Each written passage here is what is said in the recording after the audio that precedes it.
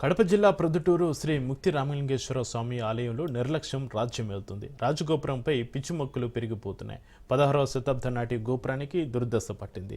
పాచికొట్టుకుపై కళావిహీనంగా మారిపోయింది. కాగా విజయనగర సామ్రాజ్య ప్రభులైన శ్రీకృష్ణదేవరాయలు రాజగోపురం నిర్మించారు. ఆనాటి నుంచి ఈనాటి వరకు నిర్మాణ లోపం స్పష్టంగా కనిపిస్తుంది.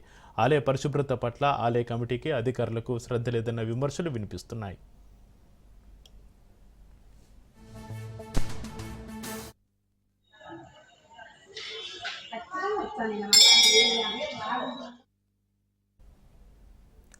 రాజగోపురంపై పిచ్చి మొక్కలు పెరిగితే ధర్మానికి విరుద్ధమని శైవగమ శాస్త్రం చెబుతోంది. ఒకవేళ అపవిత్రత ప్రభావం ఉంటే ఆ ప్రదేశంలో దేవతా శక్తి తగ్గిపోతుందని పండితులు చెబుతున్నారు. గోపురంపై మొక్కలు మొలిచాయంటే శరీరానికి మలినం చేరినట్టేనని ఆగమ శాస్త్రం చెబుతుంది.